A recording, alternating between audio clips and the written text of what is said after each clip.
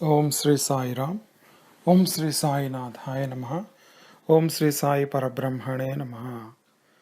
Today we will discuss Sri Saisatcharita, chapter 35.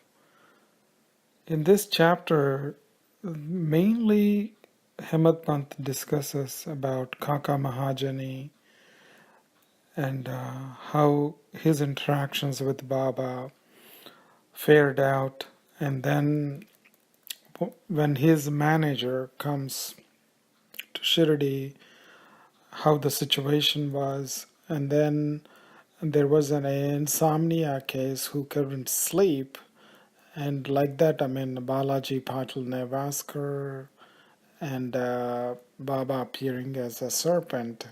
So all kinds of stories were told in this chapter.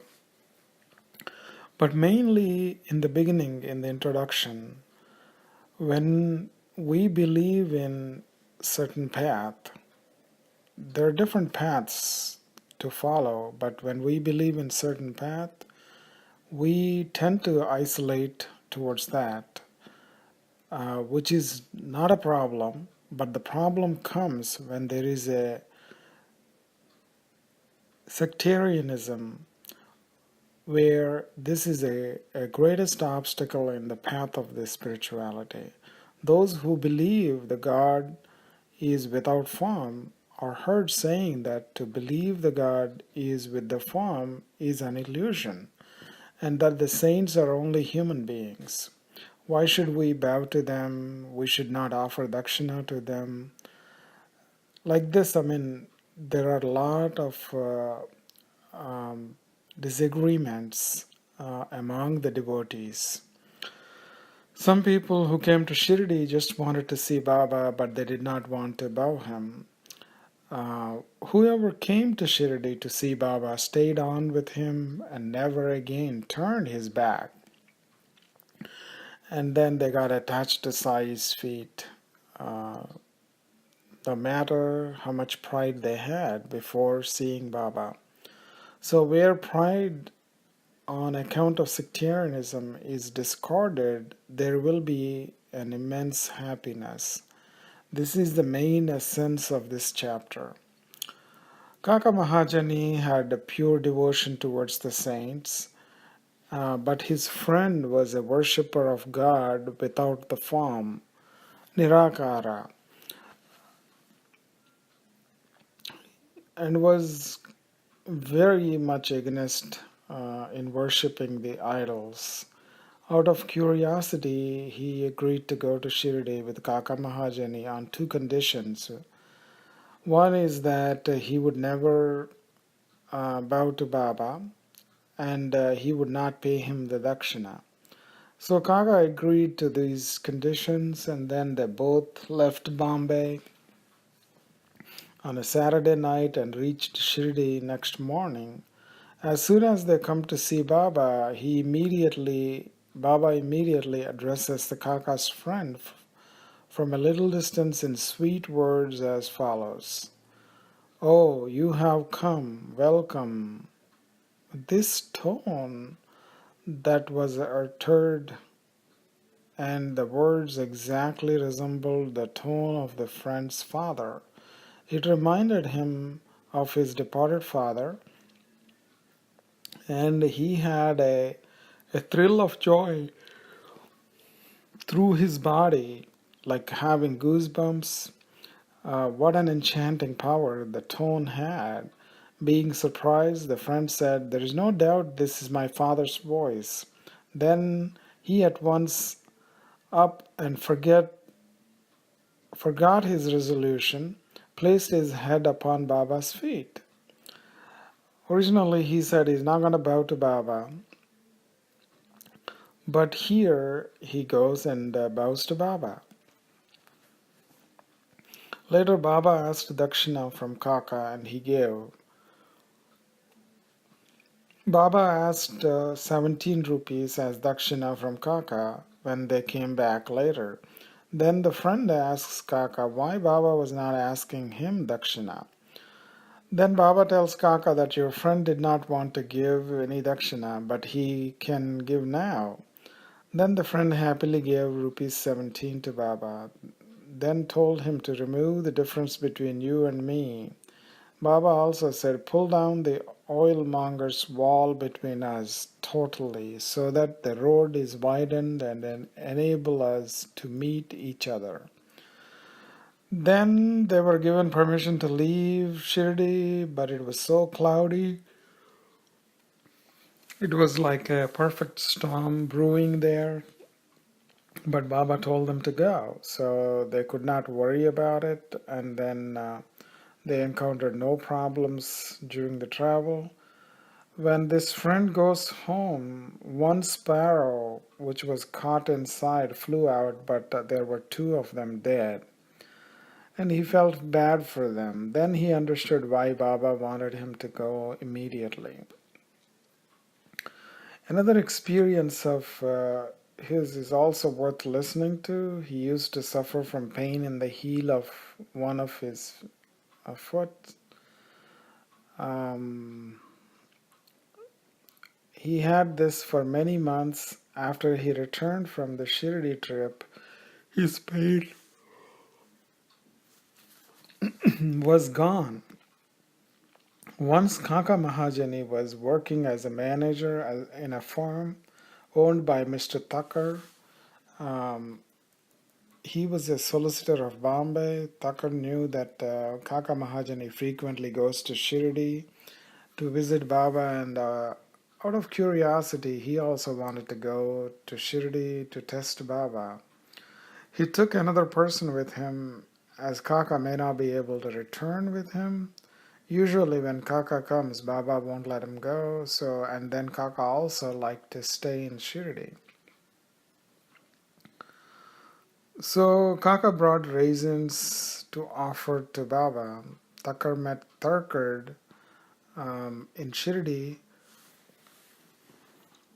and asked him why he came there, and Tharkard replies that he came for Baba's darshan. Kaka prostrated himself before Baba and offered raisins. Then Baba wanted them to be distributed.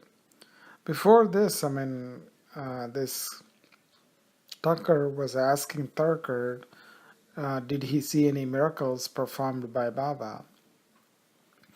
And Tharkard tells him that I merely come for darshan. I'm not here for miracles.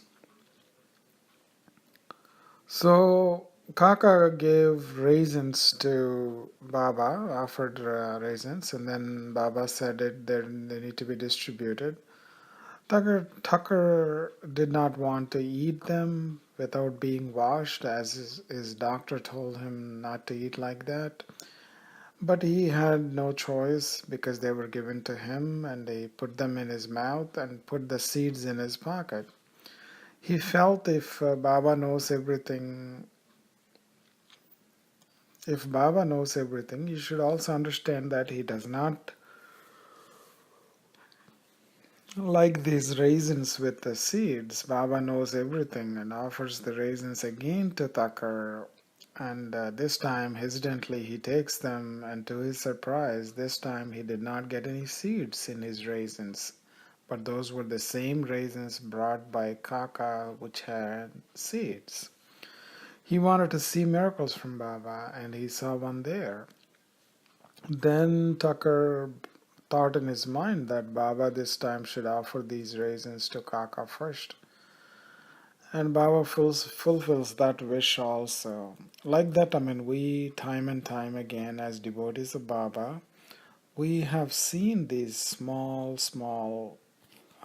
things that we think or we want Baba to fulfill. Baba definitely helps us realize these miracles in our daily life. And later on, Shama came, and then Shama introduced Mr. Thakur as the master of Kaka, upon which Baba said, how could he be his master? He has got a different master altogether. Kaka appreciated this reply. Forgetting his resolve, Tucker saluted Baba and returned to the Vada. After the noon arati was over, they all went to Masjid for taking Baba's leave for their departure. Shama spoke for them. Baba then spoke as follows. There was a fickle-minded gentleman. He had health and wealth and was free from both physical and mental afflictions. But he took on him needless anxieties and burdens and wandered hither-thither, thus losing his peace of mind. Sometimes he dropped the burdens, and then other times he carried them again. His mind knew no steadiness. Seeing his state, I took pity on him and said, "Now please keep your faith on any one place you like. Why roam like this? Stick quietly to one place." This is what Baba said.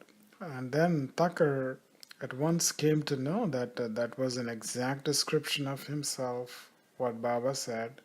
He wished that Kaka should also return with him, but no one expected that Kaka would be allowed to leave Shirdi so soon.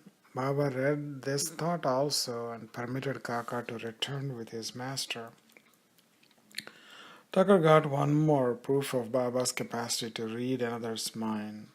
Then Baba asked Kaka for 15 rupees as dakshina and received it. Baba told Kaka that he has to return tenfold for what he takes as dakshina. He does not take money from anyone unless it is necessary. The giving of the dakshina kind of teaches us non-attachment, thereby inculcating bhakti and gnana in us. On hearing these words, Mr. Thakur himself gave rupees 15 in Baba's hand, forgetting his resolve not to do so. He thought he did well in coming to Shirdi, as all his doubts were solved and he learned so much. Baba's skill in handling such cases was unique. Though he did all those things, he was totally non-attached to them. He felt no pleasure because he was worshipped, or no pain because he was disregarded. He transcended the pairs of opposites such as pleasure and pain like that. In this chapter, Hemad Pant describes next about a person who couldn't sleep. It was a strange case of insomnia where a gentleman, when he tried to sleep, his departed father appeared to him in his dream and abused and scolded him severely. This made him be awake all the time. This broke his sleep and made him restless the whole night. Every night this was going on, and the man did not know what to do. One day he consulted a devotee of Baba. He recommended the udi as the only remedy he knew. He gave him some udi and asked him to apply a little of it to his forehead before going to bed and keep some udi under his pillow. He tried this remedy and found, to his great surprise and joy, he was able to sleep for the first time in a long, long time. And there was no dream, there was no disturbance of any kind. And he continued this remedy and always remembered Sai. Then he got a picture of Sai Baba, which he hung on the wall near his pillow and started worshipping it daily, and on Thursdays offering garland, naivedya, etc. Then he became normal and forgot about his dreams, he forgot about his sleep problem. That's how Baba's Udi saved this insomniac person. Then Balaji Patil Nevaskar, he was a great devotee of Baba. He rendered most excellent and disinterested service. Every day he swept and kept clean all the streets that Baba roamed daily. This work was after him equally and well done by another female devotee named Radha Krishnamai, and after her Abdullah used to do it. When Balaji reaped his corn every year, he used to bring the whole quantity and presented it to Baba. He returned with what Baba gave him and maintained himself and his family with it. This course was followed by him for many years and then by his son also. And then once, after Balaji died, his death anniversary came one day, and there were a lot of guests were invited, and the dinner was prepared for them.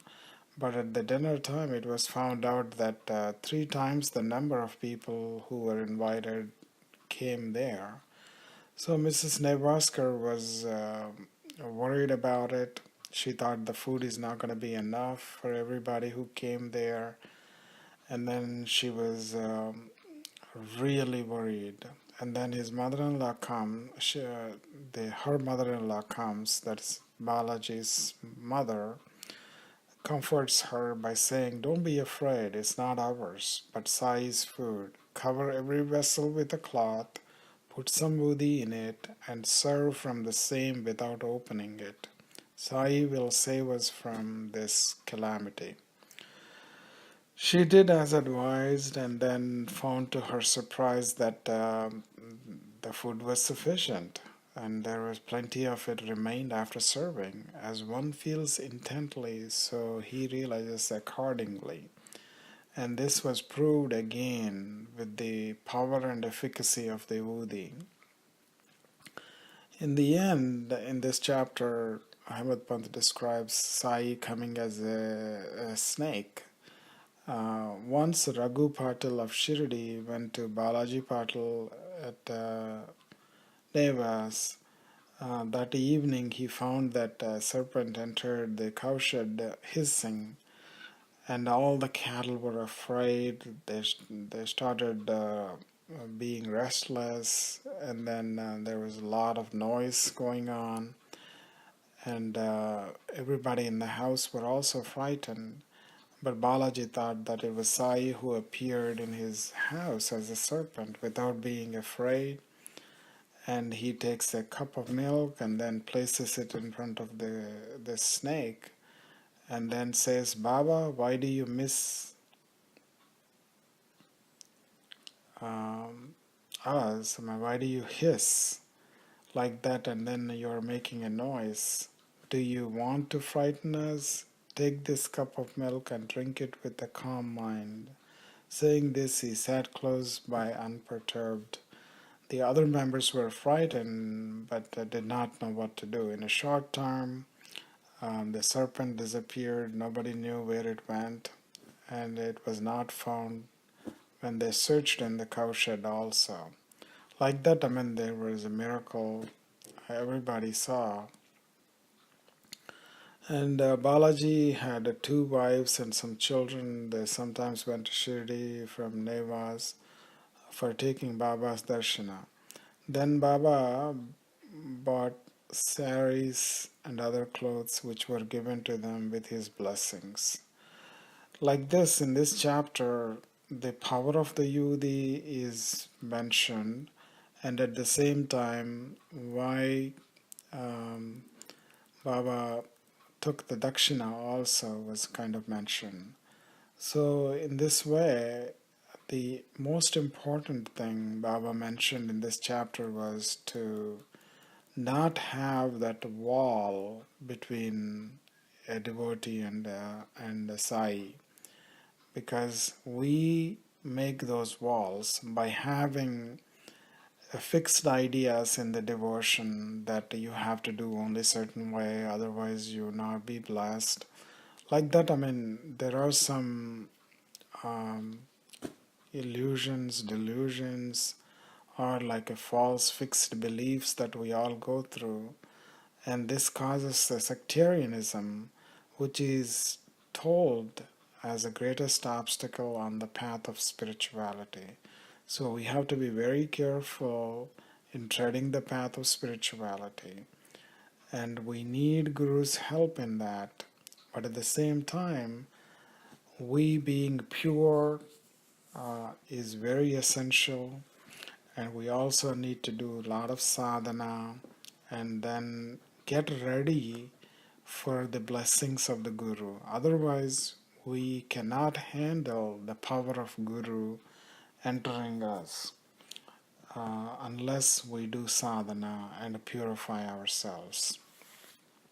So this is the main essence of this chapter, and we will talk about other chapters in the coming satsangs. Om Sri Sai Nadharpanamastu. Om Sri Sai Ram. Om Sri Sai Nadhaya Namaha. Om Sri Sai Parabrahmane Namaha. Om Sri Sachidananda Sadguru Sainath Maharaj Ki Jai.